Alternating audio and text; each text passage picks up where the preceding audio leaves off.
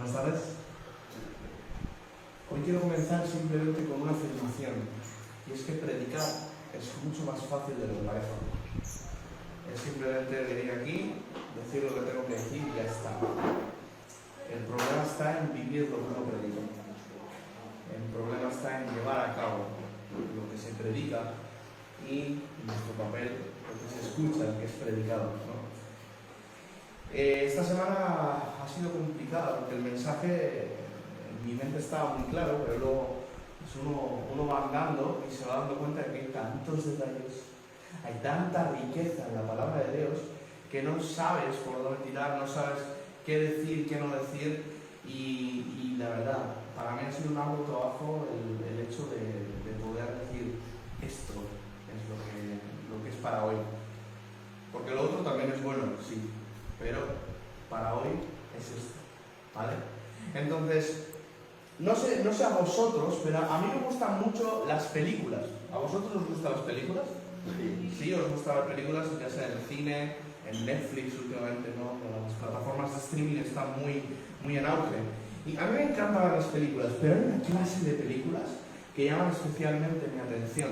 Y son estas películas que, según empieza, están el protagonista y el coprotagonista a punto de saltar por un barranco, y justo cuando van a saltar, ¡pum!, se congela la imagen y empieza una voz en off que dice: este soy yo y este es mi amigo Mike. Estamos a punto de saltar por un barranco, pero recapitulemos un poco. ¿Os suena esto? ¿Sí? Pues es lo que quiero hacer un poco el día de hoy, para que podamos entender cuál es el mensaje de Dios para nosotros el día... Explico mucho el día de hoy. Vamos a Éxodo, capítulo 19, versículos 1 y 2, que dice: en el mes tercero de la salida de los hijos de Israel de la tierra de Egipto, en el mismo día llegaron al desierto de Sinaí.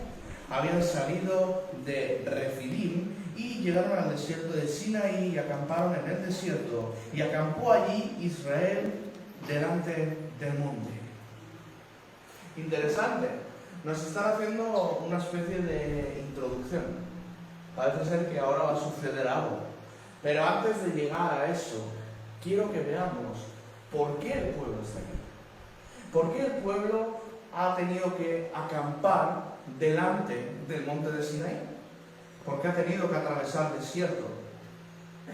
¿Quién es este pueblo? Y todo esto es lo que quiero que veamos juntos el día de hoy. Así que vamos a recapitular unos 400 años antes. No, prometo que no os voy a dar la chapa, ¿vale? Voy a intentar hacerlo lo más dinámico posible, pero quiero que juntos entendamos lo apasionante que es la historia de este pueblo. Básicamente, una familia de unas 70 personas, ¿vale? Teólogos discuten, pero unas 70 personas aproximadamente, llegan a Egipto. ¿Por qué? Porque uno de ellos fue vendido por sus hermanos. Y cuando fue vendido en la tierra en la que estaba, en la tierra de Canaán, fue llevado a Egipto. Fue acusado falsamente y fue encerrado. Pero ¿sabéis qué? Que Dios tenía un plan.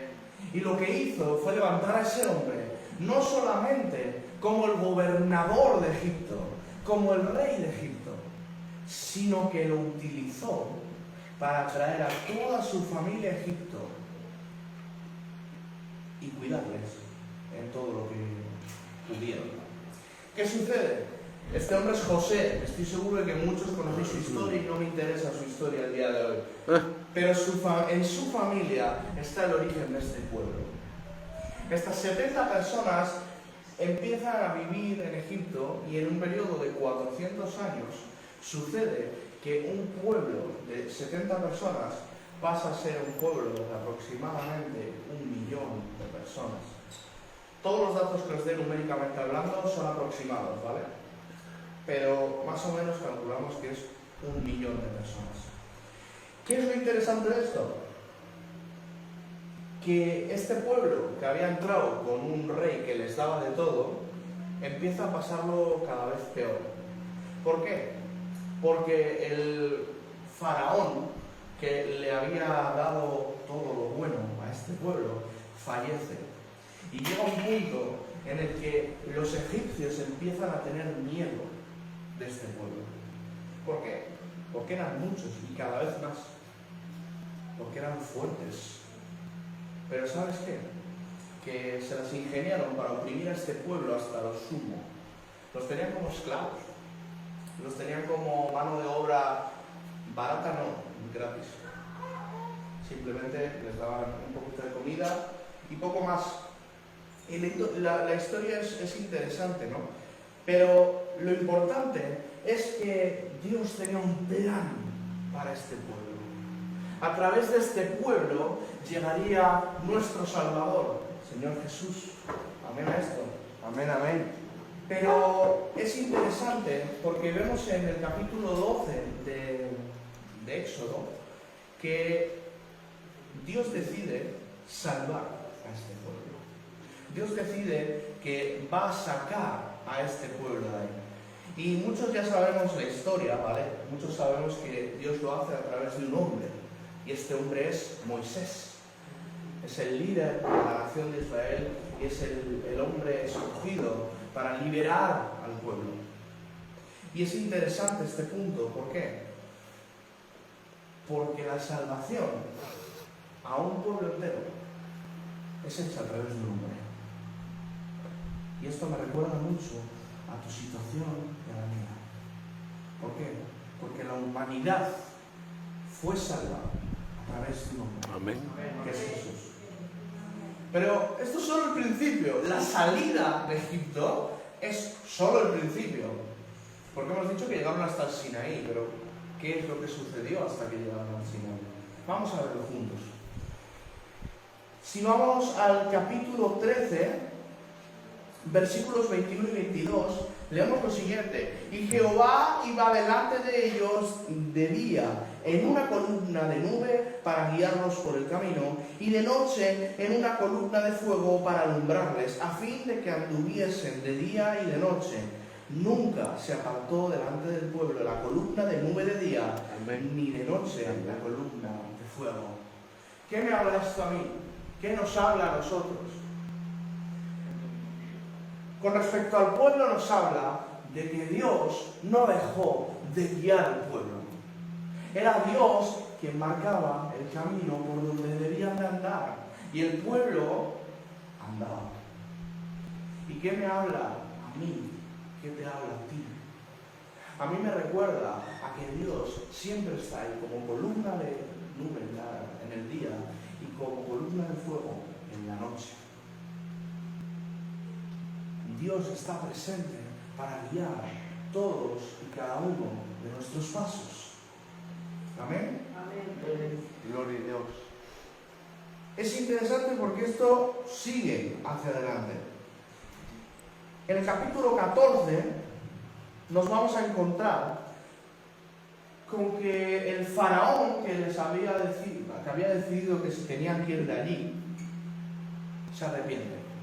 Dice, no, me arrepiento de lo que he dicho, vamos a aniquilar a este pueblo.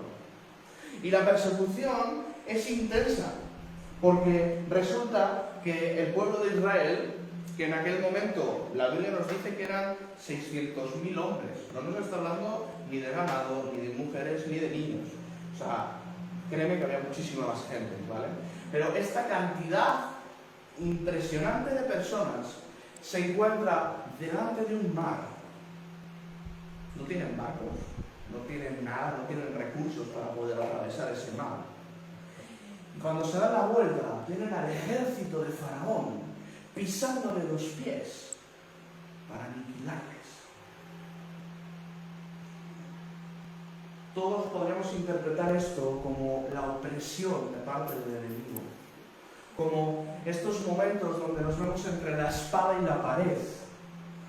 Pero ¿sabéis qué? Que Dios estaba ahí. Amén. Y Dios, entre la espada y la pared, decide decir: mi espada y mi pared. Yo abro el mar en dos, mi pueblo pasa en seco y a los egipcios me los como con el agua. Amén. Amén. Gracias. Pero esto no acaba aquí. Yo en este momento me imagino a Dios diciendo, opresión, tonterías. Yo estoy con vosotros, no os va a pasar nada. Pero esto sigue adelante. Vamos a ver en el capítulo 15 que es interesante cómo el pueblo de repente le entra la sed. No tienen agua. En mitad del desierto, posiblemente, no sé si alguno de vosotros aquí ha estado alguna vez en un desierto. Yo he tenido la oportunidad de estar en uno y créeme que hay dos cosas que buscas con locura. Lo primero es el agua y lo segundo es la sombra, porque el sol te está destrozando, no hay donde refugiarse. Pero este pueblo tuvo sed y esta sed fue suplida por Dios. Pero es interesante lo que nos narra la historia, porque no es que no hubiese agua, sino que el agua que había era amarga. Y Dios se las ingenia, nuestro Dios es un Dios creativo, y básicamente hace que un árbol se caiga en ese agua, y ese agua pase de ser amarga a ser dulce. Interesante, ¿no? Como Dios hace las cosas. ¿Por qué a través de que un árbol se caiga, el agua se convierte? No lo sé. Los métodos de Dios no los entendemos. Lo que sé es que en mitad del desierto, con el agua que ya hay, da igual que sea amarga, da igual que sea ácida, si le preguntas a Jesús incluso le da igual que sea vino, te lo transforma en agua, o algo viceversa. Entonces, Dios transformó lo amargo en dulce. En mitad de tu desierto, Jesús, Dios, está ahí para transformar lo amargo en dulce y suplir la sed que tanto te está paralizando, que tanto te está haciendo daño, que tanto te está impidiendo seguir adelante. Porque ¿sabéis lo que hizo el pueblo cuando tuvo sed? Se acordó de Egipto y prefirió el estado de esclavitud en Egipto que el estado de libertad en el desierto, guiados por Dios. Y muchas veces nosotros somos iguales. Cuando nos sentimos con el agua al cuello, miramos atrás, miramos a Egipto y decimos, oye, te echo de menos. Pero quien tienes delante, que es Dios, te está diciendo, estoy contigo. No merece la pena. Egipto no merece la pena. Yo he decidido salvarte. Esto es solo el principio, seguimos adelante. Capítulo 16. Sucede algo parecido, pero con otro concepto. Y es que el pueblo ya no tiene sed. Ahora el pueblo tiene hambre. Y se acuerda de lo que comía en Egipto. Y como que medio llora ahí. Me habéis traído aquí para matarme en el desierto. A lo mejor me hubiese muerto en Egipto, que por lo menos comía bien. ¿Y sabéis qué? Que Dios es bueno. Amén. Con su pueblo Dios es bueno. Y le dice, ¿sabéis qué? Por la tarde vais a comer carne, pero por la mañana preparaos. Preparaos porque del cielo vais a recibir alimento. Amén. Y la primera vez que reciben este alimento, no tenían ni idea de lo que iban a recibir. Y dicen que fue extraño el hecho de encontrarse con el maná. Pero hay un apunte aquí que es súper importante. Y es que tenían una prohibición. ¿Cuál era esa prohibición? No comer más de lo que No. almacén. Prohibido quedarse para mañana lo de hoy. Y esto me recuerda a mí. Y esto lo digo por mí, mirándole al espejo. ¿Cuántas veces he vivido con las bendiciones de ayer, sabiendo que Dios tiene unas nuevas para mí hoy? ¿Verdad? ¿Y sabes qué? Que hubo muchos del pueblo que hicieron caso, pero hubo otros que no. ¿Y sabéis qué pasó con ese maná que se almacenó? Que se pudrió. Porque lo de ayer no sirve para hoy. Amén. Porque las bendiciones de ayer no son suficientes para saciar el hambre que tienes hoy. Y Dios tiene maná de sobra. Amén. Interesante, ¿no? Los procesos que están viviendo de camino al Sinaí. Es interesante. Capítulo 17. En la primera parte, yo creo que porque comieron mucho, pero vuelven a tener sed. Y aquí sucede otra cosa que me parece más milagrosa si cabe. Y es que aquí no había agua. ¿Y sabéis qué? Que Dios no necesita que haya agua para darte de su agua. Dios no necesita que tus circunstancias sean apropiadas para beneficiarte. En los capítulos anteriores, en el capítulo 15 para ser concreto, hemos visto que sí que había agua, pero que era amarga. Y Dios la transformó en agua dulce. Pero aquí no. Aquí no había agua. Y Dios sacó agua de donde no la había. Porque Dios es el Dios de lo imposible. Amén. Y Dios en mitad del desierto, a través de una roca, te consigue agua. Pero ¿sabes por qué? Porque quiere suplir tus necesidades. Y porque quiere saber, bueno, mejor dicho, porque quiere hacerte saber que Él sigue siendo tu Dios aun en medio del desierto. Amén.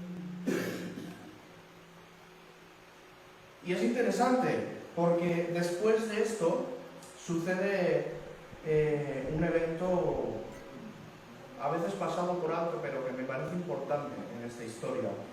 Y es que se levantan los primeros enemigos del pueblo de Israel. Igual os suena el nombre, se llaman los amalecitas. Estos amalecitas es interesante porque aparecen aquí por primera vez, pero van a estar dando la vara a lo largo de todo el Nuevo Testamento. Y es interesante ver cómo aparecen por primera vez, no por última, por primera vez en el desierto. Y lo interesante de esta batalla es que básicamente la estrategia de Moisés es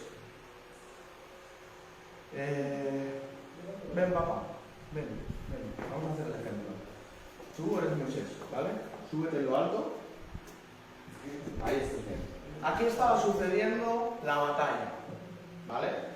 Vosotros vais a ser los amalecitas y vosotros los israelitas, y os estáis pegando. ¿Y qué sucede? Que cuando Moisés tenía sus brazos en alto, los israelitas iban ganando. Pero Moisés se cansaba, mi pobrecito. ¿Y qué pasaba? Que los amalecitas empezaban a ganar. Uy, qué malo. Pero Moisés veía eso y decía, ay, vamos, venga. Y empezaban a ganar de nuevo. Y otra vez se volvía a bajar porque estaba cansado. Y estaba pasando esto. Y resulta que a los que estaban con Moisés se les ocurre una idea magnífica. Vamos a poner piedras una tras otra, para que aunque tus brazos estén cansados, queden en alto. Amén. Y así la victoria sea para el pueblo de Dios. Amén.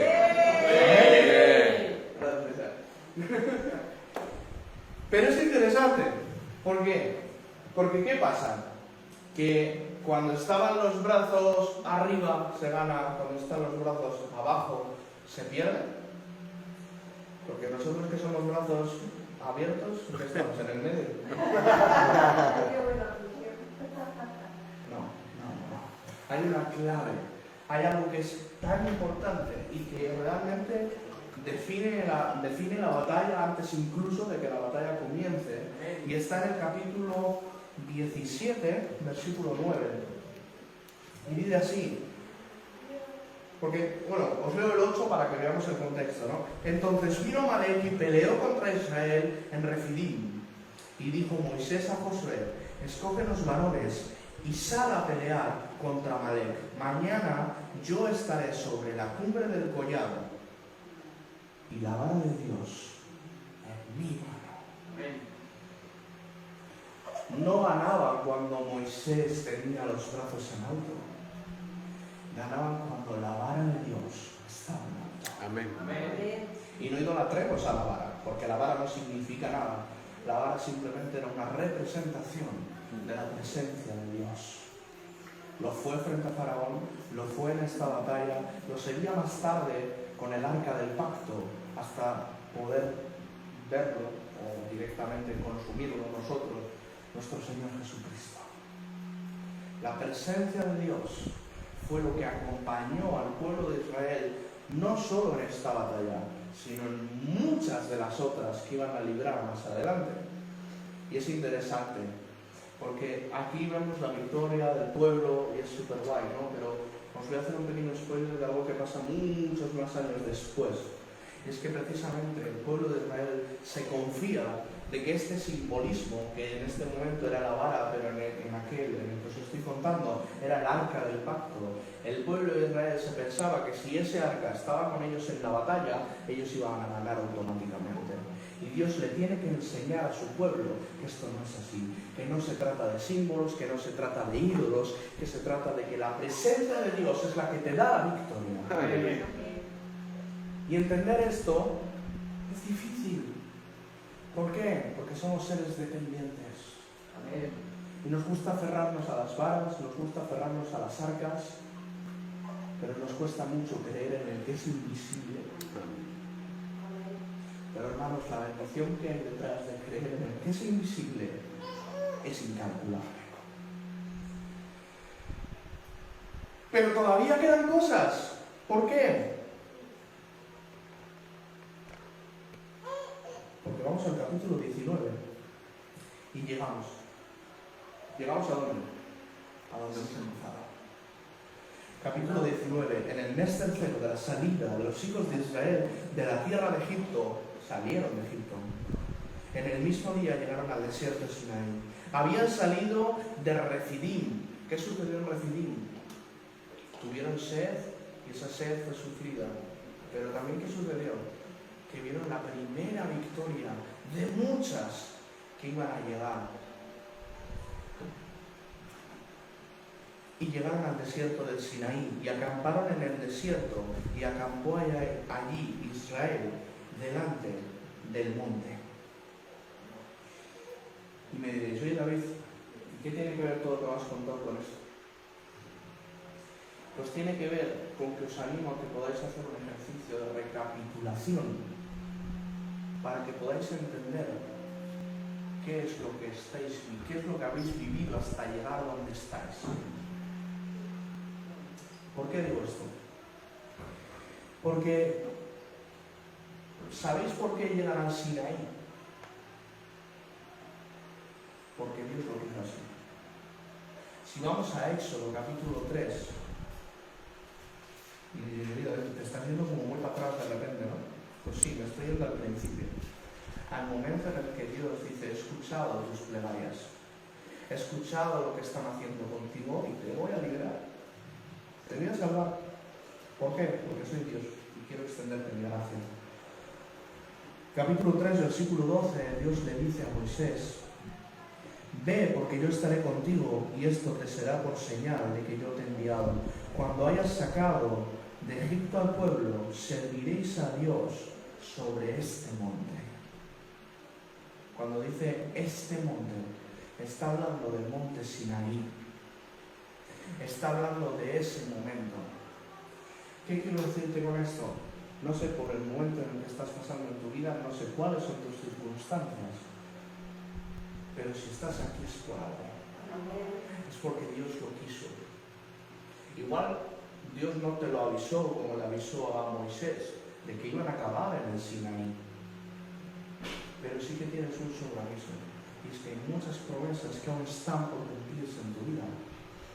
Y sabes qué, puede ser que en el desierto hayas tenido sed, pero Dios te ha suplido. Puede ser que hayas tenido hambre, pero hay maná de sobra. Amén. Puede ser que se hayan levantado contra ti, pero no estás solo en la batalla. Con la presencia de Dios, toda batalla puede ser ganada.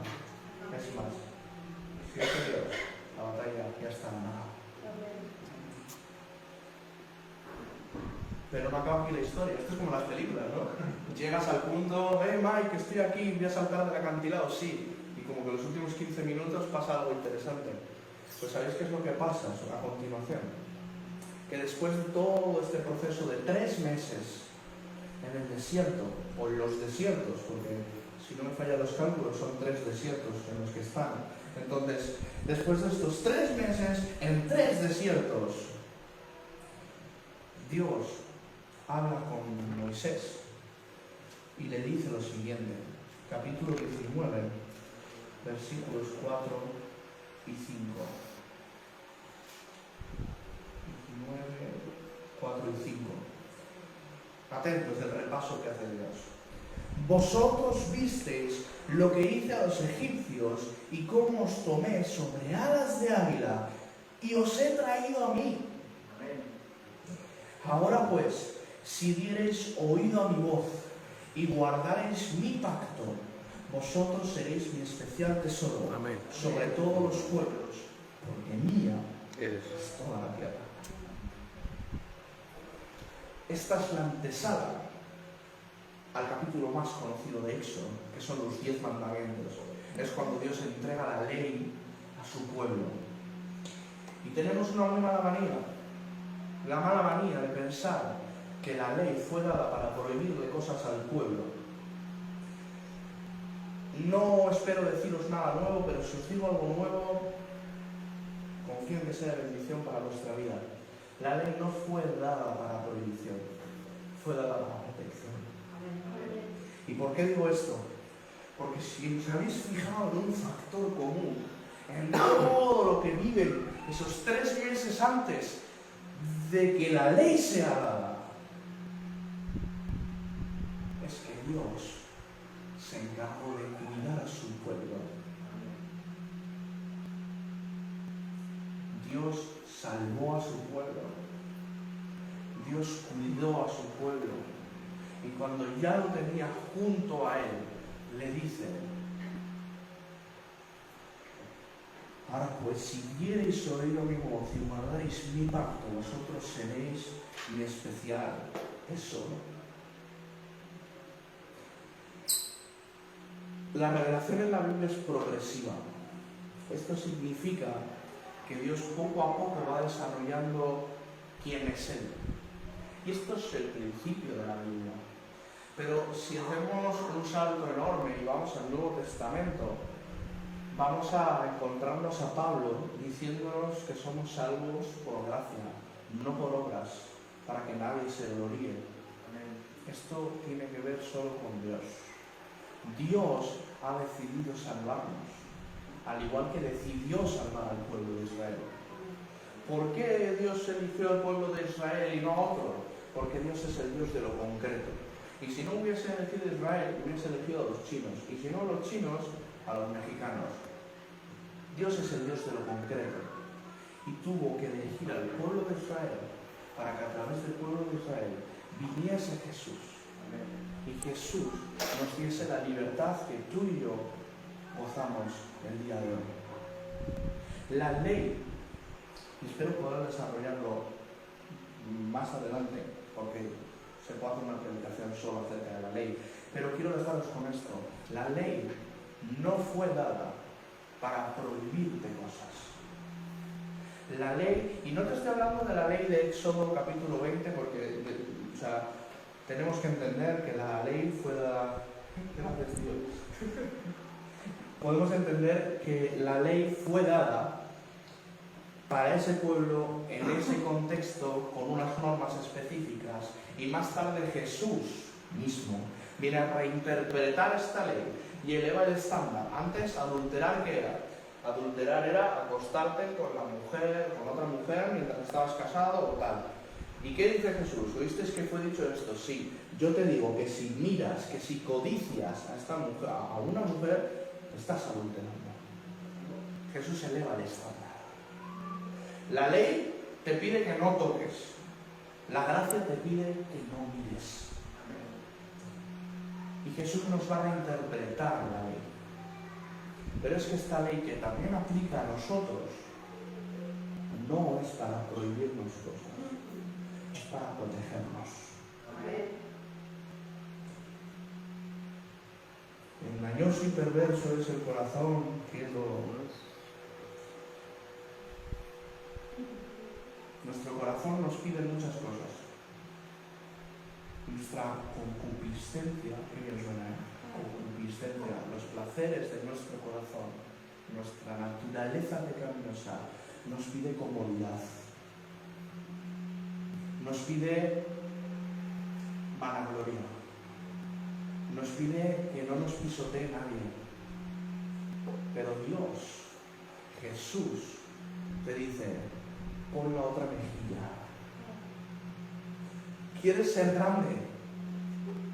Ponte al final de la cola.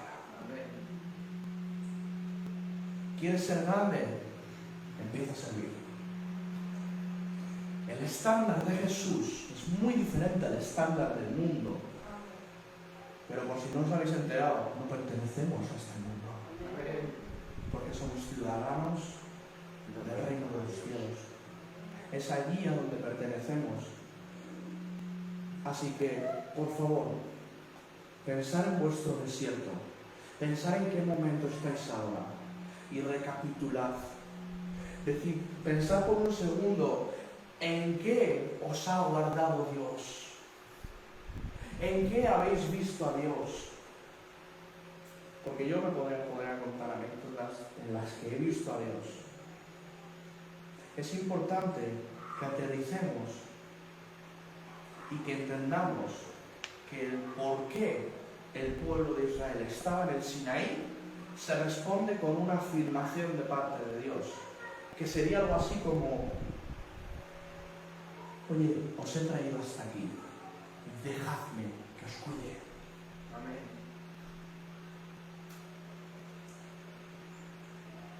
Ya. Dejadme que os cuide.